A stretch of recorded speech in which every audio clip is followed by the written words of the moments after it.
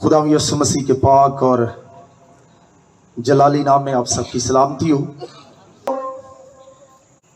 आज की रात इस कन्वेंशन के मौके पर जो हवाला पढ़ा गया है वो इफसियों के खत के पहले बाब की 3री आयत से लेकर 14वीं आयत का हवाला पढ़ा गया है। मैं आपकी मालूमात में इजाफे के लिए बताना चाहता हूं कि इब्तदाई यूनानी नुस्खों में इफसियों की किताब के पहले बाब का ये जो हिस्सा है 3री आयत से लेकर 14वीं आयत तक, ये एक ही फिक्रे पर मोहित है। कोई फुल स्टॉप नहीं है, कोई पंक्चुएशन नहीं है, कोई कोलन नहीं है, कोई सेमी कोलन नहीं है। ये पूरा फिक्रा है जो कि 3री आयत से शुरू होता है और 14वीं आयत तक चलता चला जाता है। शायद इसकी एक वजह यह भी है कि कदीम यूनानी नुस्खे हों या अबरानी नुस्खे हों, उस वक्त जब ये वर्ता तहरीर में लाए गए, उस वक्त शायद जुबानों के अंदर इतनी अभी जिद्दत पैदा नहीं हुई थी, निखार नहीं आया था। जो सामईन होते थे, कारीन होते थे, वो खुद खुद ही समझ लिया करते थे कि ये क्या लिखा गया है। वक्त के साथ साथ आयात में बाइबल तकसीम हुई, पंक्चुएशन लगाई गई और इस तरह से जुबानों में भी वक्त के साथ साथ निखार आता चला गया। और आज जो हवाला पढ़ा गया है ये 3री आयत से लेकर 14वीं आयत तक का हवाला है। मेरे अजीजों, जो हवाला आज आपके सामने पढ़ा गया है, मैं उसकी बाबत चंद एक बातें तारफी तौर पर आपके सामने रखना चाहता हूं। खुदावंद का एक खादम कहता है कि ये जो हवाला है इफसियों के खत के पहले बाब की 3री आयत से लेकर, इसमें दरअसल खुदावंद का बंदा पौलुस रसूल जो है वो खुदाए सालूस की सताइश कर रहा है। वो खुदाए सालूस की हमद कर रहा है किसी खास बात के लिए। खुदावंद का एक खादम जिसका नाम फेंडले है, वो इस हिस्से की बाबत 3री आयत से लेकर 14वीं आयत की बाबत कहता है, इफसियों के खत का ये हिस्सा एक खूबसूरत दरवाजे की तरह काम करता है।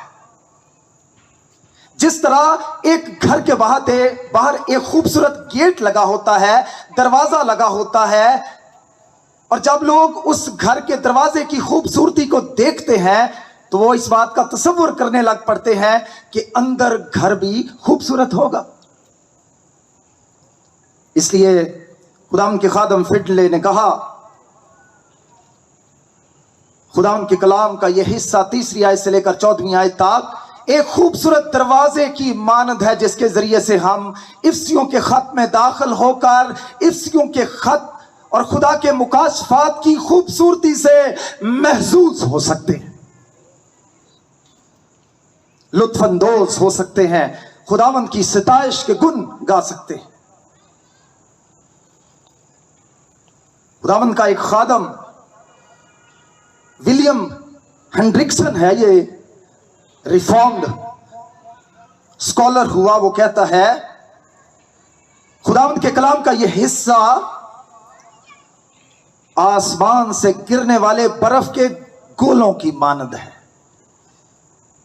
खुदावंद के कलाम का यह हिस्सा आसमान से गिरने वाले गोलों की मानद है। जब ये गोले आसमान से पहाड़ों पर पड़ते हैं तो एक आवाज पैदा होती है। ये उस आवाज की मानद है, ये आसमान से गिरने वाले उन बर्फ के गोलों की मानद है। हमारे साहिवाल में तो कोई स्नो फॉलिंग नहीं होती, शायद हमें स्नो फॉलिंग का कोई तजर्बा नहीं है, लेकिन जो लोग मरी जाते हैं उनको इस बात का तजर्बा होगा कि इसका क्या मंजर होगा। मुझे भी कुछ साल कबल जब पहली दफा अमेरिका जाने का मौका मिला तो मुझे अपनी आंखों से इस बात का मुशाहिदा करने का मौका मिला कि बर्फ कैसे पड़ती है। ऐसे लगता है जैसे रुई जो है वो आसमान से नीचे गिर रही है और आपको कुछ भी नहीं होता।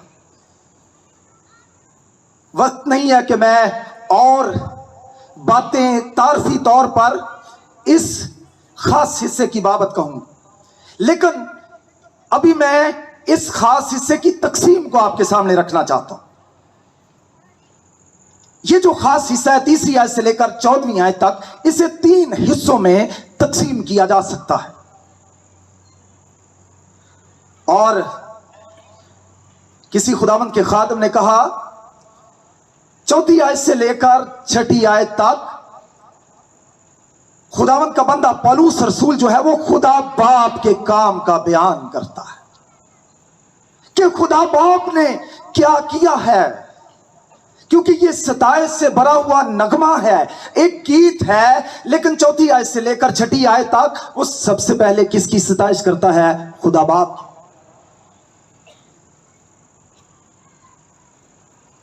और खुदा बाप की किस लिए सताइश करता है? क्योंकि उसने अपनी बादशाही के लिए लोगों को बरगुजीदा किया है।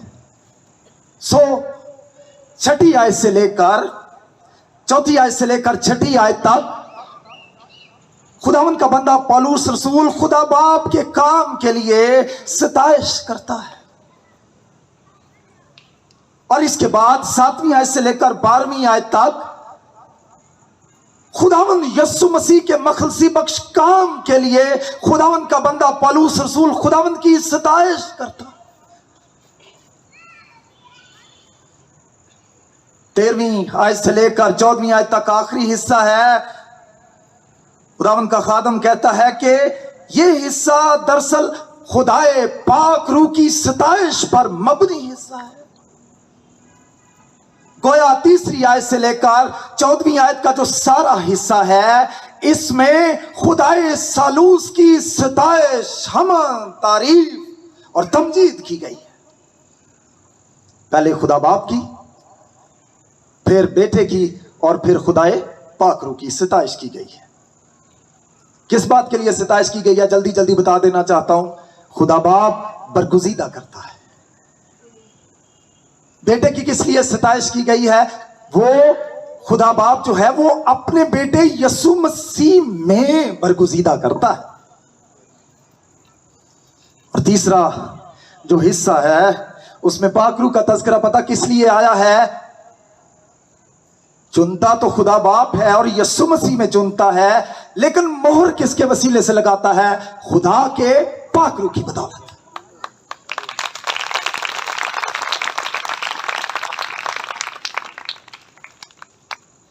मेरे अजीजों,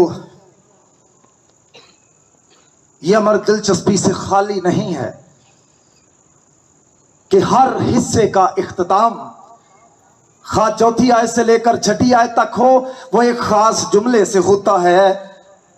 खा 7वीं आयत से लेकर 12वीं आयत तक जिसमें यीशु मसीह की कफारा बख्श मौत का जिक्र है, एक खास जुमले से होता है। खा इस हवाले का तीसरा हिस्सा हो जो कि 13वीं और 14वीं आयत पर मुश्तमिल है, उसका इख्तिताम भी एक खास जुमले के साथ होता है।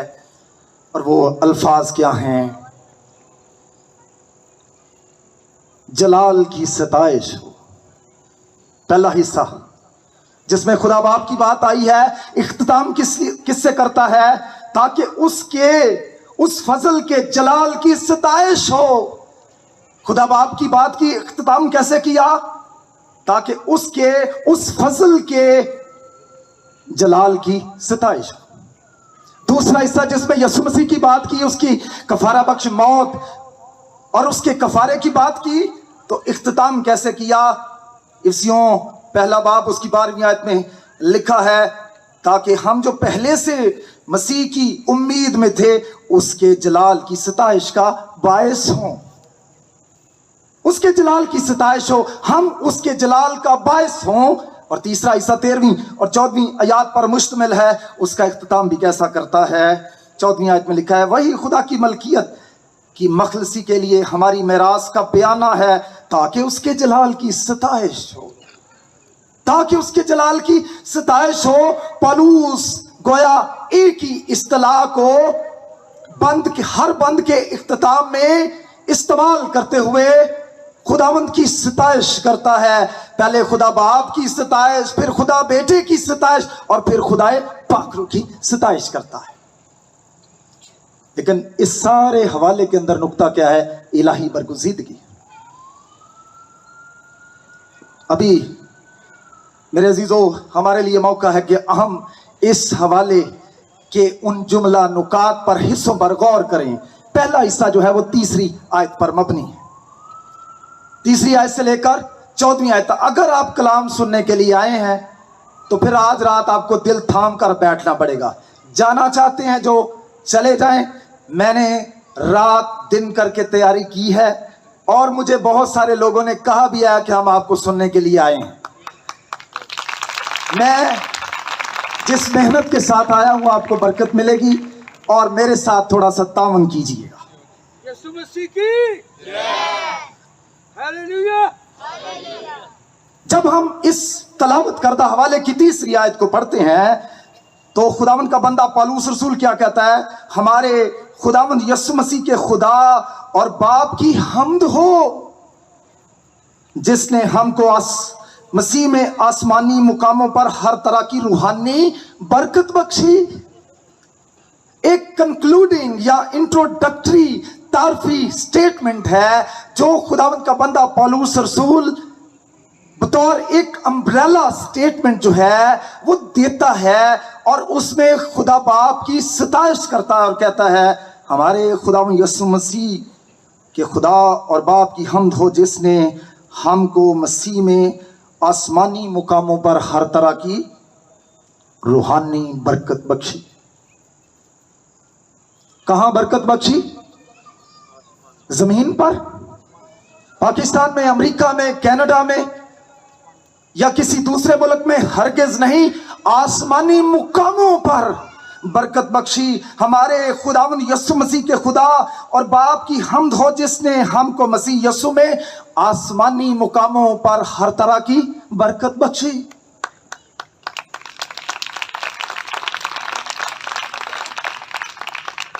توجہ کے ساتھ سنیے،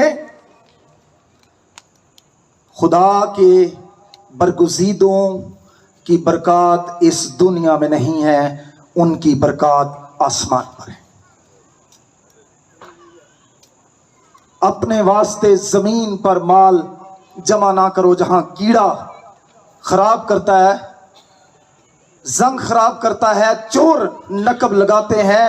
اپنا مال آسمان پر جمع کرو تاکہ جہاں تمہارا مال ہو وہاں تمہارا دل بھی ہو۔ لیکن میرے عزیزو، انسانی فطرت کا بگاڑ جو کہ اصلاحی ایمان کا پہلا نقطہ ہے، اس نے انسان کی سوچ پر اس قدر ڈیرا ڈالا ہے کہ وہ آسمان کی طرف دیکھتا ہی نہیں، وہ زمین کی طرف دیکھتا ہے، وہ نیچے کی طرف دیکھتا ہے، وہ دائیں دیکھتا ہے، وہ بائیں دیکھتا ہے۔ پالوس آج کی رات مجھے اور آپ کو کیا کہنا چاہتا ہے؟ ہمارے خداوند یسوع مسیح کے خدا اور باپ کی حمد ہو جس نے ہم کو مسیح میں آسمانی مقاموں پر ہر طرح کی روحانی برکت بخشی۔ جسمانی نہیں، روحانی، زمینی نہیں، آسمانی۔ آپ کی دلچسپی میں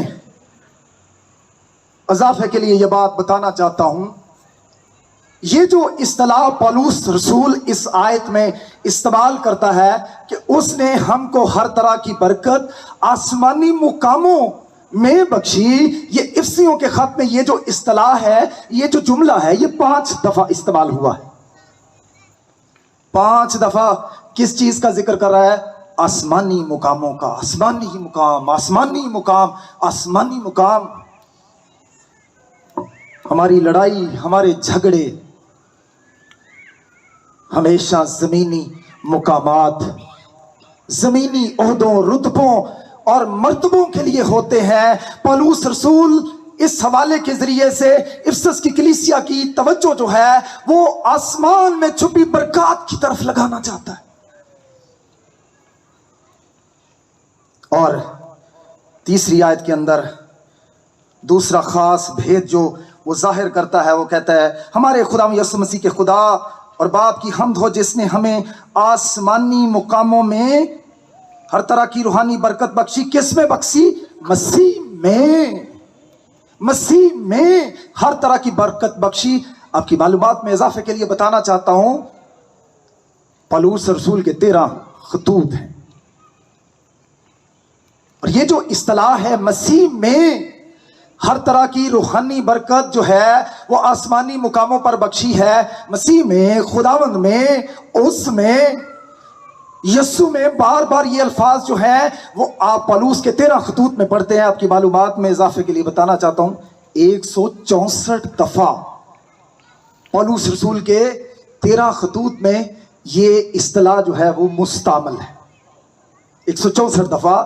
اور یہ بھی دلچسپی کی بات بتانا چاہتا ہوں کہ صرف افسیوں کے خط میں، مسیح میں، خداوند میں، اس میں یہ جو اصطلاح ہے یہ 36 دفعہ استعمال ہوئی. میرے عزیزو، پہلی بات جو میں نے عرض کی کہ وہ خدا باپ کی حمد کرتا ہے اور وہ کہتا ہے کہ اس نے تمہارے لیے مسیح خداوند میں، مسیح یسوع میں ہر طرح کی روحانی برکت جو ہے وہ آسمانی مقاموں میں بخشی ہے.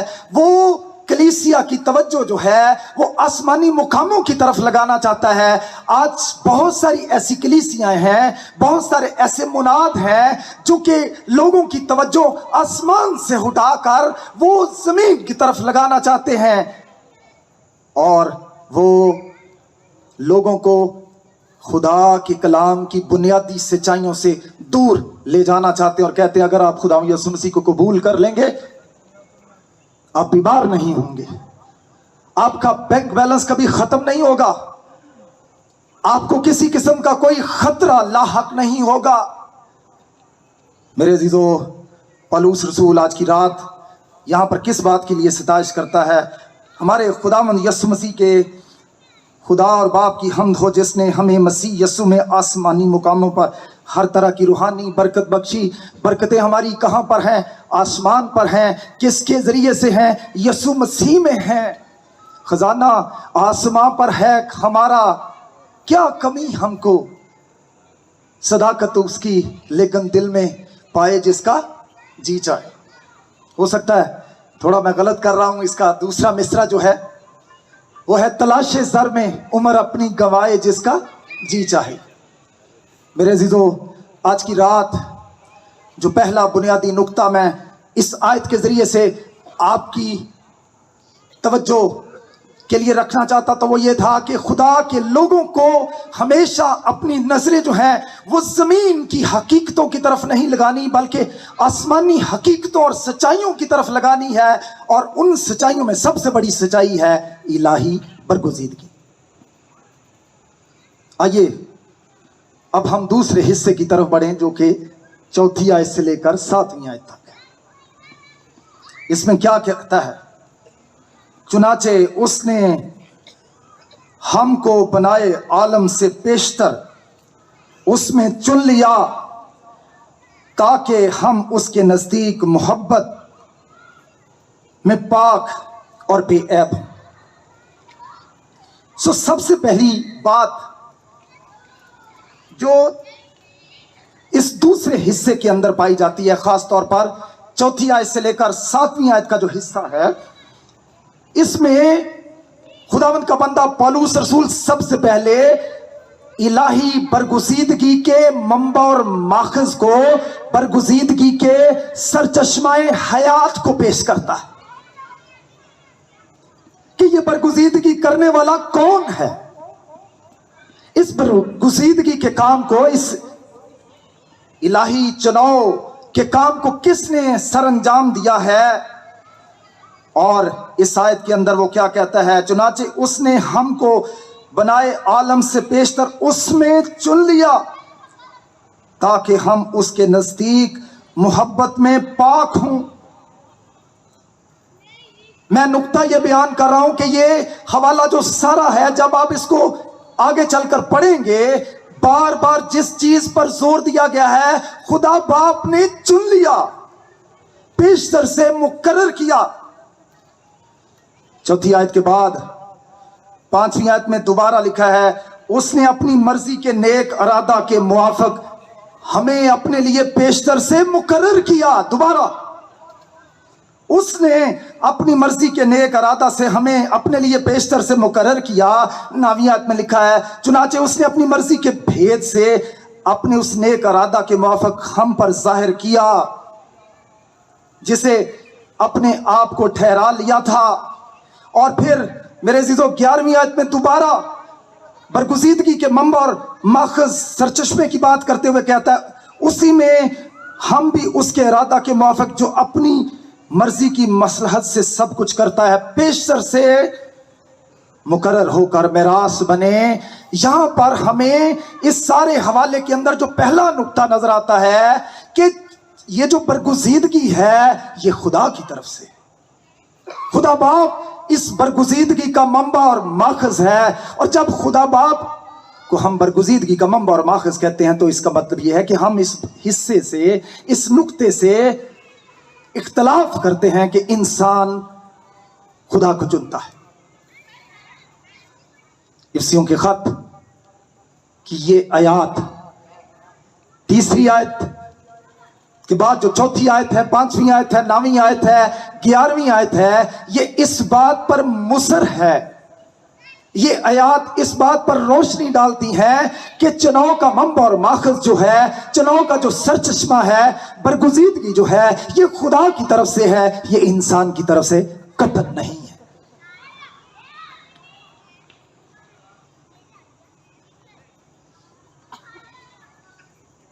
चलते चलते डॉक्टर असलम ज़ियाई के हवाले से एक बात करना चाहता हूं। एक दफा उन्होंने पीर तैयब बख्श सलीम का जिक्र किया। उनकी एक बड़ी मशहूर किताब भी है हयातुल मसीह, और MI की तरफ से एक और किताब उनकी छप चुकी है, छोटा सा किताबचा है, जिसमें वो खुदा यसु मसीह की तदफीन और उसकी जो क़यामत है उसका दफा करते हैं। तस्लीब क़यामतुल मसीह उनकी किताब है। अगरचे कुछ बाइबल मुकद्दस के जो संजीदा तालिब इल्म है, वो उन्हें अल्लामा इब्राहिम यूसुफी के नाम से भी जानते हैं। एक दफा उन्हें किसी सेमिनार में बुलाया गया, और जब उन्हें किसी सेमिनार में दावत दी गई ताकि वो वहां पर जाकर तालीमी खिदमत को सरंजाम दें, तो पहले वहां पर जो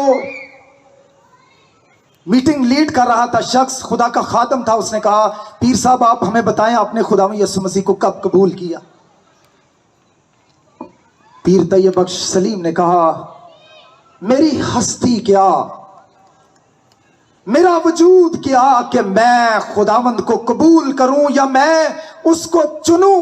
ये तो खुदा का फजल है, ये तो खुदा की मोहब्बत है कि उसने मुझे अपनी बारगाहे अक़दस में चुन लिया, बरगुज़ीदा किया। बरगुज़ीदगी जो है ये खुदा की तरफ से है। बरगुज़ीदगी का जो मंबा और माखज है वो इंसान नहीं है। इंसान खुदा को नहीं चुनता, बल्कि खुदा इंसानों को चुनता है। इसीलिए खुदा यसु मसीह ने कहा, तुमने मुझे नहीं चुना बल्कि मैंने तुम्हें चुन लिया। रात भी ये बात हो रही थी, ज़कई में क्या फन था। खुदावन ने उसको चुना, और खुदावन ने क्या कहा, आज इस घर में नजात आई। खुदावन ने मत्ती महसूल लेने वाले को चुना, दीगर शागिर्दों को चुना। उनमें क्या खवास थे, उनकी क्या खूबियां थी। क्या खुदावंद यसु मसीह देख रहा था कि वो कल को तौबा करेंगे इसलिए मैं उनको चुन लेता हूं? नहीं, बाइबल मुकद्दस ये तालीम नहीं देती। बाइबल मुकद्दस ये तालीम देती है कि खुदा जो है वो बरगुज़ीदगी का मंबा और माखिज है, सरचश्मा है। वो इंसानों को अपनी निजात के काम के लिए चुनता है, बरगुज़ीदा करता है, अलग करता है। मेरे अजीजों, बार बार ہم نے ان تینوں ایام میں اس پہلو پر خدا کے کلام کو سنا کہ چننے والے ہم نہیں ہیں بلکہ خدا کی ذات ہے. پہلی بات تو ہم نے سیکھی اس حوالے سے کہ برگزیدگی کا منبع اور ماخذ جو ہے، سرچشمہ جو ہے، وہ خدا ہے. دوسرا ایک عام نقطہ جو اس حوالے کے اندر اور اس کی چوتھی آیت کے نظر آتا ہے، زمانہ برگزیدگی کی بات پولس کرتا ہے. کیا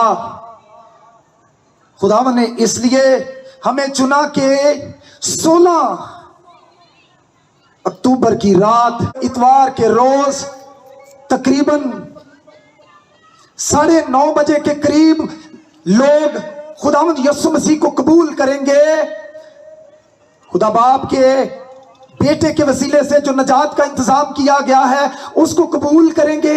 اس لیے کیا اس نے چن لیا ہے؟ اور کیا یہ چناؤ آج ہوگا یا کل ہوگا یا پرسوں ہوگا یا زمانوں کے اختتام پر ہوگا؟ یہ حوالہ اس حقیقت سے بھی پردہ اٹھاتا ہے کہ برگزیدگی کیے جانے کا زمانہ کیا ہے، دور کیا ہے، وقت کیا ہے. چوتھی آیت میں کیا لکھا ہے؟ چنانچہ اس نے ہمیں بنائے عالم سے بیشتر چن لیا. Before the foundation of the world, before the creation, جب کچھ نہیں تھا، جب مخلوقات ابھی وجود میں بھی نہیں آئی تھی، خدا نے اپنے فضل کے طفیل ہمیں بنائے عالم سے بیشتر چن لیا. اور یہی حقیقت وہ چوتھی آیت میں بیان کرتا اور یہی حقیقت وہ 5ویں آیت میں بیان کرتا اور کہتا ہے اس نے اپنی مرضی کے نیک ارادہ سے ہمیں اپنے لیے بیشتر سے مقرر کیا. اب ہو سکتا ہے آپ کہیں کہ یہ حقیقت تو صرف افسیوں کے خط میں، اس کا جو چناؤ ہے، اس کے چناؤ کا جو زمانہ ہے، یہ ہماری تاریخ کے سال، دن اور ایام، روز، گھنٹے نہیں ہیں، منٹ نہیں ہیں، سیکنڈز نہیں ہیں، دقیقے نہیں ہیں، ثانیے نہیں ہیں، بلکہ اس نے ہماری برگزیدگی کا جو زمانہ ہے اس نے کب سے لوگوں کو اپنے کام کے لیے الگ کیا ہے؟ بنائے عالم سے بیشتر سے. یہ بھی الہی برگزیدگی کے نقطے پر مہر کرتی ہے کہ چناؤ جو ہے، برگزیدگی جو ہے، یہ بھی خدا کی طرف سے ہے، کیونکہ بنائے عالم سے بیشتر تو ہم نہیں تھے، ہمارا تو کوئی وجود بھی نہیں تھا. اگر اس نے اس وقت چنا، ہمیں مقرر کیا، تو جو کچھ آج ہیں یہ ہم کس کے طفیل ہیں؟ خداوند کے طفیل ہیں.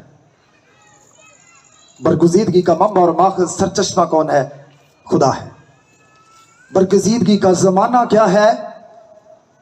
ہماری تاریخ کے یہ سال اور کیلنڈر ماہو سال نہیں ہے، بلکہ برگزیدگی کا سارا کام جو ہے وہ بنائے عالم سے بیشتر ہوا ہے.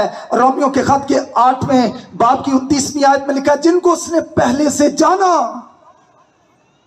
جن کو اس نے پہلے سے جانا، ان کو پہلے سے مقرر کیا، جن کو مقرر کیا اس نے ان کو بلایا، ان کو اس نے راست باز ٹھہرایا اور ان کو جلال بخشا. برگزیدگی کا سارا کام جو ہے وہ تاریخ کے اندر نہیں ہوتا، بلکہ بنائے عالم سے بیشتر یہ سارا کام جو ہے وہ ہوتا ہے.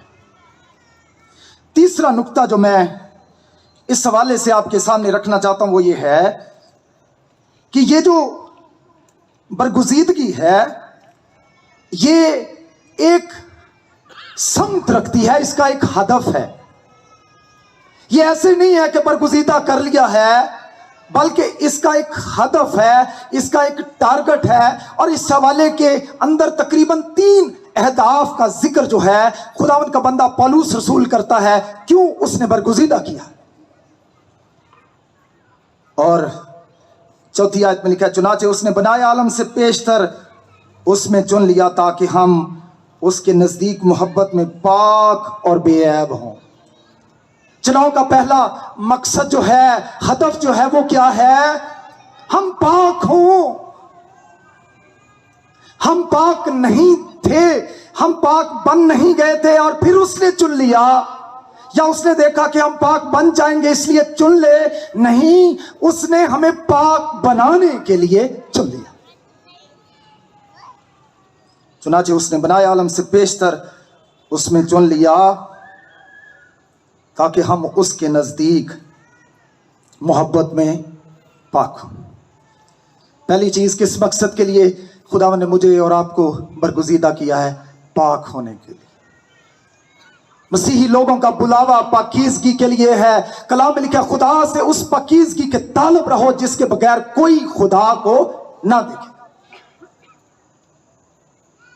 مبارک ہے وہ جو پاک ہیں کیونکہ وہ خدا کو دیکھیں۔ پاک دل ہے۔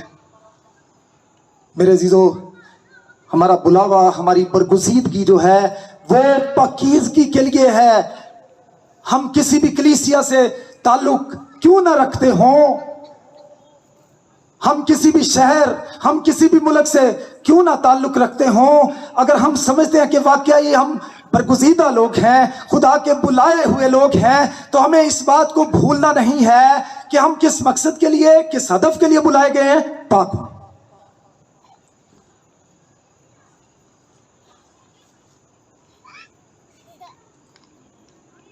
دوسرا مقصد اور ہدف جو اس حوالے میں برگزیدگی کا نظر آتا ہے، اس نے ہمیں چن لیا تاکہ ہم اس کے نزدیک محبت میں پاک ہوں اور بے عیب ہوں۔ پاک تو ہو جب ہم یسوع مسیح کو قبول کرتے ہیں تو اس کے بیٹے یسوع کا خون ہمیں تمام گناہوں سے کیا کر دیتا ہے؟ پاک کر دیتا ہے۔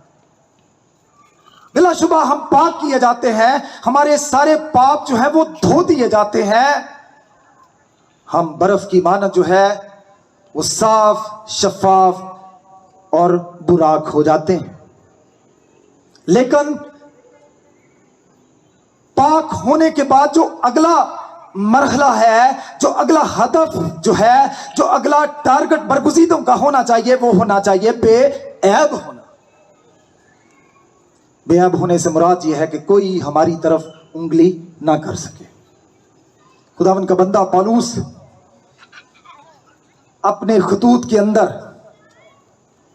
بے عیب ہونے کے حوالے سے ایک بڑی اہم بات بطور نصیحت کرتے ہوئے اپنی مثال دیتا ہے۔ ہم کسی بات میں ٹھوکر کھلانے کا کوئی موقع نہیں دیتے تاکہ ہماری خدمت پر حرف نہ آئے۔ ہم کسی بات میں ٹھوکر کھلانے کا کوئی موقع نہیں دیتے تاکہ ہماری خدمت پر حرف نہ آئے۔ پاسبانوں کو بھی پاک بننا ہے، بے عیب بننا ہے۔ ایلڈر صاحبانوں کو بھی پاک بننا ہے، بے عیب بننا ہے۔ کوائرز کو، کلیسیا کے تمام لوگوں کو جس میں مرد و زن شامل ہیں، بچے شامل ہیں، ان کا بلاوا، ان کی برگزیدگی کا جو مقصد ہے وہ پاکیزگی ہے اور بے عیب بننا ہے۔ بننا، بنے ہوئے نہیں تھے اور پھر اس نے ہمیں چن لیا یا الگ کر لیا، بلکہ کس لیے اس نے ہمیں بلایا، چنا تاکہ ہم پاک ہوں اور بے عیب ہوں۔ یہاں ایک اور ہدف جو ہے وہ مقرر کرتا ہے، کس لیے خداوند نے لوگوں کو چنا ہے، بنائے عالم سے بیشتر، ان کو الگ کر لیا ہے۔ 5ویں آیت میں ایک اور ہدف کا ذکر کرتا ہے، اور اس نے اپنی مرضی کے نیک ارادہ کے موافق ہمیں اپنے لیے بیشتر سے مقرر کر دیا تاکہ یسوع مسیح کے وسیلے سے اس کے لے پالک بیٹے بیٹیاں ہوں۔ ہمارا بلاوا، ہماری برگزیدگی، ہمارا چناؤ خدا نے پاکیزگی کے لیے، بے عیب ہونے کے لیے، تاکہ کوئی ہماری طرف انگلی نہ کر سکے، اور ہمیں یہ استحقاق بخشنے کے لیے کیا ہے تاکہ جس طرح یسوع اس کا اکلوتا بیٹا ہے، ہم بھی اس کے کیا بن جائیں؟ لے پالک بیٹے اور بیٹیاں بن جائیں۔ لیکن جتنوں نے اسے قبول کیا اس نے انہیں خدا کے فرزند بننے کا حق بخشا، یعنی انہیں جو اس کے نام پر ایمان لاتے ہیں۔ آج کی رات اگر آپ سمجھتے ہیں اور فخر کرتے ہیں میں برگزیدہ ہوں، میں تو خدا کا چنا ہوا ہوں، اگر آپ اس بات کے بھید سے ناواقف ہیں، ناآشنا ہیں کہ مجھے پاک ہونے کی کوئی ضرورت نہیں ہے، مجھے بے عیب رہنے کی کوئی ضرورت نہیں ہے، یا مجھے لبالغ ہونے کا ثبوت نہیں دینا، تو ہمیں اپنے رویے پر توجہ کرنے کی ضرورت ہے۔ خدا نے ہمیں پاک ہونے کے لیے، بے عیب ہونے کے لیے، اور اپنے لبالغ بیٹے اور بیٹیاں بنانے کے لیے بنائے عالم سے پیشتر چنا ہے۔ ہمیں ان اہداف کو، ان ٹارگٹس کو بطور برگزیدہ ہوتے ہوئے کبھی اپنی نظروں سے اوجھل نہیں کرنا۔ ایک اور ٹارگٹ کا ذکر وہ رومیوں کے خط کے 8ویں باب کی 29ویں اور 30ویں آیت میں کرتا ہے۔ رومیوں کے خط کے 8ویں باب کی 29ویں اور 30ویں آیت میں کرتے ہوئے کہتا ہے، کیونکہ جن کو اس نے پہلے سے جانا ان کو پہلے سے مقرر کیا، جن کو اس نے پہلے سے جانا ان کو پہلے سے مقرر کیا کہ اس کے بیٹے کے ہم شکل ہوں، تاکہ اس کے بیٹے کے ہم شکل ہوں۔ برگزیدگی کا جو مقصد ہے، برگزیدگی کا جو ٹارگٹ ہے، ہدف ہے، وہ پاک بننا، بے عیب بننا، خدا کے لبالغ بیٹے بیٹیاں بننا اور یسوع مسیح کے ہم شکل بننا۔ اسی لیے تو پالوس جب خدا یسوع مسیح کی پہچان میں بڑھنے لگا تو وہ کلیسیا کو نصیحت کرتے ہوئے کہتا ہے، تم میری مانند بنو جیسے میں مسیح کی مانند بننا چاہتا ہوں، بنتا جاتا ہوں۔ میرے عزیزو، ہمارا برگزیدگی کے بیت سے واقف اور آشنا ہو جانا کافی نہیں ہے، بلکہ ہمیں برگزیدگی کے اہداف کو اپنی ساری زندگی اپنی نظروں کے سامنے جمائے رکھنا ہے۔ ہو سکتا ہے پاکیزگی، ہو سکتا ہے بے عیب بننا، خدا کے لبالغ بیٹے بیٹیاں ہوتے ہوئے خدا کی صفات اپنی زندگیوں سے ظاہر کرنا، خداوند یسوع مسیح کے ہم شکل بن کر اس دنیا میں گزارنا آپ کے لیے مشکل ہو، لیکن آپ نے اس بات سے بے دل نہیں ہونا، پریشان نہیں ہونا، کیونکہ صادق 7 بار گرتا ہے مگر پھر اٹھ کھڑا ہوتا ہے۔ جے کبھی وہ ڈگ پوے بھی نہ ڈگیا رہے گا تے اودا ہاتھ سنبھالتا ہے خداوند پاک خدا۔ بہت ساری ویکنسز جب ہم خداوند کے ساتھ چلتے ہیں ہماری زندگیوں کا حصہ ہوتی ہیں، لیکن جب ہم اپنی برگزیدگی میں بڑھتے چلے جاتے ہیں تو وہ علائشیں جو ہیں، وہ لغزشیں جو ہیں ہماری زندگی کا حصہ ہوتی ہیں۔ جب ہم پاک بننے اور بے عیب بننے اور خدا کے لبالغ بیٹے بیٹیاں بننے اور یسوع مسیح کے ہم شکل بننے کے اہداف کو اپنے سامنے رکھ لیتے ہیں تو ہم روز بروز نکھرتے چلے جاتے ہیں۔ میرے عزیزو، برگزیدگی کا منبع اور ماخذ سرچشمہ خدا ہے۔ برگزیدگی کا زمانہ بنائے عالم سے بیشتر ہے۔ اس حوالے کے مطابق برگزیدگی جو ہے اس کے 3 اہداف ہیں، اور چوتھے ہدف کا ذکر میں نے رومیوں کے خط کے 8ویں باب کی 29ویں اور 30ویں آیات سے آپ کے سامنے کیا۔ برگزیدگی بغیر ہدف اور ٹارگٹ کے نہیں ہے، ہمیں ان باتوں کو ہمیشہ اپنی نگاہ میں رکھنا ہے۔ اب برگزیدگی جو ہے وہ خدا نے کی کس لیے ہے؟ آخری بات، جب ہم اس حوالے کو پڑھتے ہیں تو بار بار جس چیز کا ذکر جو ہے وہ خداوند کا بندہ پولس رسول کرتا ہے، وہ کس چیز کا تذکرہ کرتا ہے؟ پہلے ہم پڑھ لیں پہلے باب کی 6 آیت میں، تاکہ اس فضل کے جلال کی ستائش ہو۔ خداوند نے جو برگزیدگی کی ہے وہ کس لیے کی ہے؟ تاکہ اس کے جلال کی ستائش ہو کہ اس نے یہ کام سر انجام دیا ہے، نہ کہ مجھ میں اور آپ میں کوئی لیاقت تھی جس کے باعث اس نے ہمارا انتخاب کیا، چناؤ کیا۔ نہیں، جو کچھ کیا اس لیے کیا تاکہ اس کے جلال کی ستائش ہو۔ اگر میں اس قابل ہوتا، اس اہل ہوتا، مجھ میں یہ خوبیاں، یہ خواص ہوتی، تو میرے عزیزو فخر کس کا بنتا تھا؟ میرا بنتا تھا، آپ کا بنتا تھا۔ اگر چناؤ خدا نے کیا ہے تو ہمارے پاس فخر کی کوئی گنجائش نہیں ہے. فخر سارا جو ہے ساری عزت جو ہے سارا جلال جو ہے وہ کس کو جاتا ہے؟ وہ خدا باپ کو جاتا ہے. دامن نے جو برگزیدگی کا کام کیا ہے وہ کس لیے کیا ہے؟ تاکہ میری ستائش نہ ہو، تاکہ کسی انسان کی ستائش نہ ہو، بلکہ خدا باپ کی اپنی ستائش. اس لیے اس نے اس سارے کام کو انجام دیا ہے.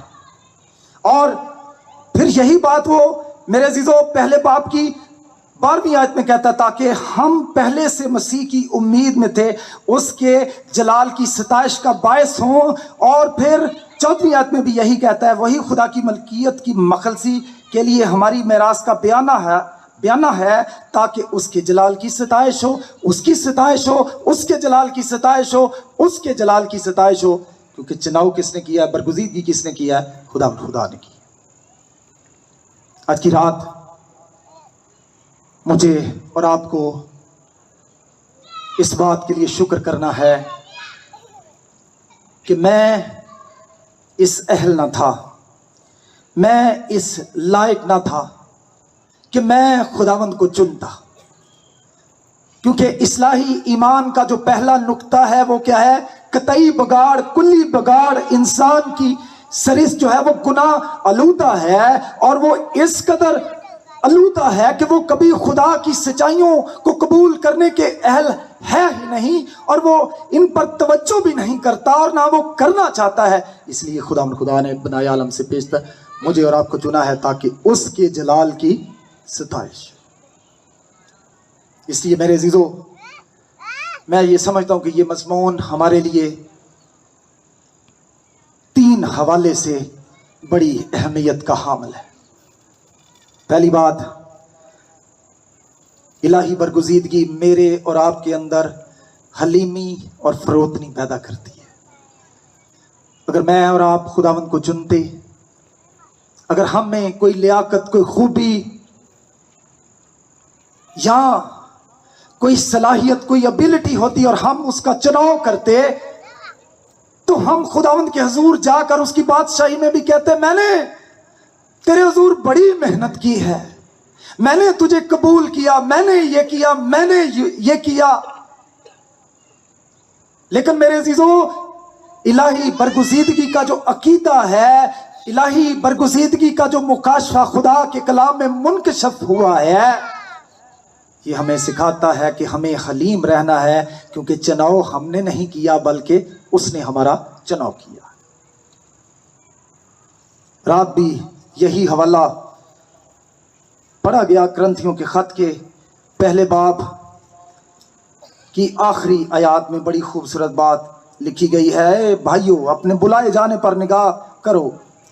جسم کے لحاظ سے بہت سے حکیم، بہت سے اختیار والے، بہت سے اشراف نہیں بلائے گئے. خدا نے دنیا کے بیوقوفوں کو چن لیا حکیموں کو شرمندہ کرے. خدا نے دنیا کے کمزوروں کو چن لیا کہ زوراوروں کو شرمندہ کرے. خدا نے دنیا کے کمینوں اور حقیروں کو بلکہ بے وجودوں کو چن لیا تاکہ موجودوں کو نیست کرے. کس لیے کیوں چن لیا؟ تاکہ کوئی بشر خدا کے سامنے فخر نہ کرے. میرے عزیزو الہی برگزیدگی جو ہے یہ ہمارے ہر طرح کے سارے فخر کو دور کر کے ہمیں حلیم اور فروتنی کا درس دیتی ہے. جو کچھ ہیں وہ آج خداوند کے فضل کے طفیل ہیں. اس لیے آج کی رات جب آپ الہی برگزیدگی کے مضمون کو اپنے سامنے رکھ رہے ہیں، 3 دنوں میں بھی آپ نے سنا ہے، تو آج کی رات پہلی چیز جس کے لیے آپ کو شکر کرنا چاہیے وہ یہ ہے، خداوند میں تیرا شکر کرتا ہوں کہ میں نے تجھے نہیں چنا. شاید میں کوشش بھی کرتا تو میں اس اہل نہ ہوتا کہ میں تجھے چن لوں، کیونکہ میری فطرت کلی طور پر بگڑی ہوئی ہے، میں قطعی بگاڑ کا شکار تھا. لیکن میں تیرا شکر کرتا ہوں کہ تو نے مجھے چن لیا ہے. یہ پہلو ہمارے اندر ہماری زندگی میں حلیمی اور فروتنی کو کیا کرتا ہے؟ پیدا کرتا ہے. دوسرا اہم خیال، الہی برگزیدگی جو ہے وہ مسیحی زندگی کی دوڑ میں آگے بڑھنے کے لیے ہمیں حوصلہ تسلی دیتی ہے۔ خداوند نے ہمیں چنا ہے، کوئی بات نہیں، گر پڑیں گے تو خداوند ہمیں پھر اٹھا کھڑا کرے گا۔ خدا کے لوگ بھی گرتے ہیں، گرتے رہے ہیں، اس لیے اگر کوئی گر جائے تو اسے گرا ہوا دیکھ کر ہمیں مسکرانا نہیں ہے، ہنسنا نہیں ہے، تان و تشنیع نہیں کرنی، اس پر الزام تراشی کے پہاڑ نہیں توڑ دینے ہیں۔ خدا کے لوگ بائبل مقدس کے آغاز ہی سے جب آپ پڑھتے ہیں، ابراہیم نے 2 مرتبہ جھوٹ بولا، اور لیکن خداوند نے اسے چنا ہوا تھا، وہ کیا کہلایا؟ ایمانداروں کا باپ۔ خدا کے لوگ غلطیاں کرتے رہے ہیں، گناہوں میں گرتے رہے ہیں، لیکن میں یہ بتانا چاہتا ہوں، آج یہ نقطہ خاص آپ کے سامنے رکھنا چاہتا ہوں، برگزیدگی جو ہے یہ ہمیں مسیحی زندگی کی دوڑ میں آگے بڑھنے کے لیے ہمت دیتی ہے، حوصلہ دیتی ہے کہ ہم خداوند میں محفوظ ہیں۔ اصلاحی ایمان کا جو آخری نقطہ میں نے بتایا تھا، مقدسوں کی استقامت، مقدسوں کی دائمی محافظت، پرسویرنس آف سینٹ، وہ اس بات کی یقین دلاتی ہے جن بھیڑوں کو تو نے مجھے دیا ہے ان کو کوئی میرے ہاتھ سے چھین نہیں سکتا۔ الہی برگزیدگی ہمیں حوصلہ دیتی ہے، ہم خداوند میں محفوظ ہیں، اگر گر گئے ہیں کوئی بات نہیں، خداوند کا پاک روح ہمیں پھر اٹھائے گا، اور وہ اٹھاتا ہے۔ الہی برگزیدگی ہمارے سارے فخر کو ملیا میٹ کرتی ہے، ہمیں حلیم اور فروتن بناتی ہے۔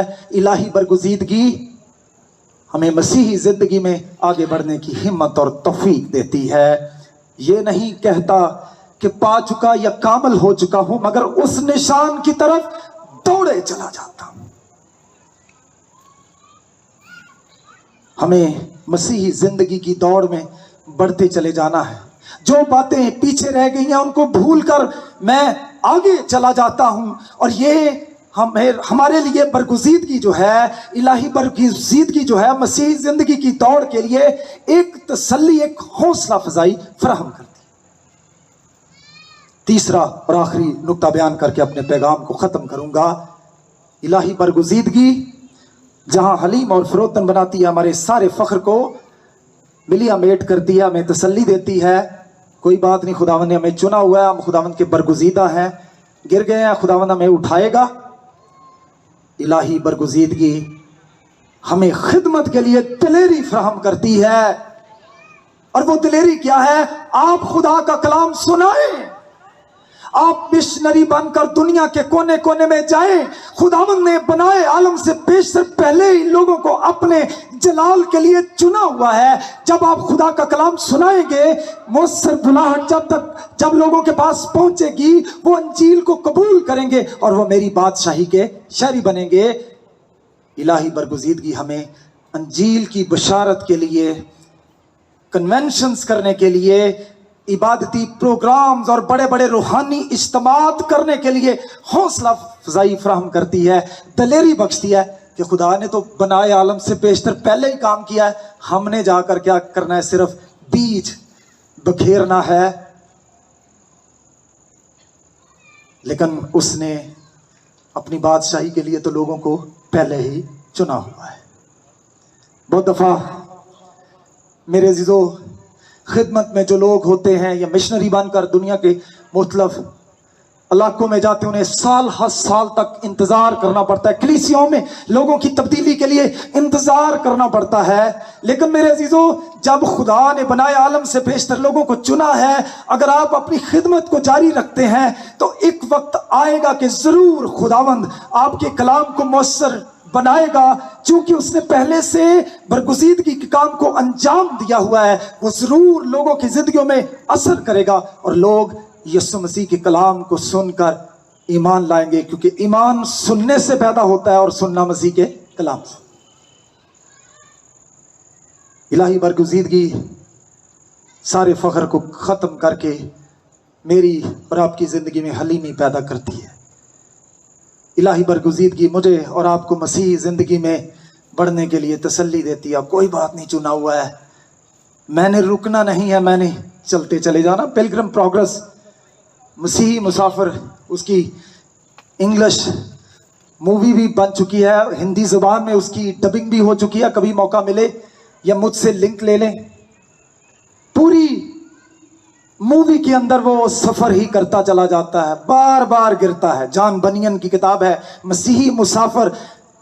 मैंने, मेरी बीवी ने, मेरे बच्चों ने साथ बैठकर जब पहली मर्तबा इस मसीही मुसाफिर की जिंदगी के बारे में, जो बार बार गिरता है लेकिन फिर भी बढ़ता चला जाता है, इस मूवी को देखा तो मेरे एक बेटे ने कहा, पापा मैं भी मसीही मुसाफिर बनना चाहता हूं।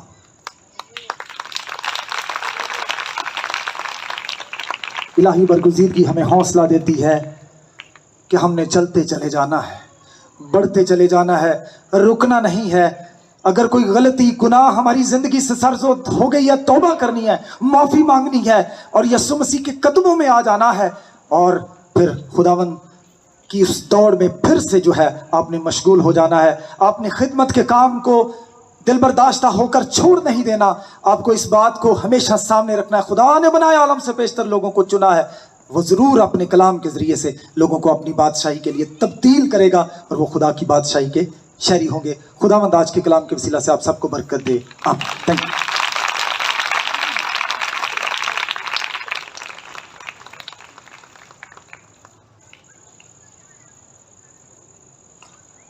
कलाम अक़दस में लिखा है, तेरी बातों की तशरीह नूर बख्श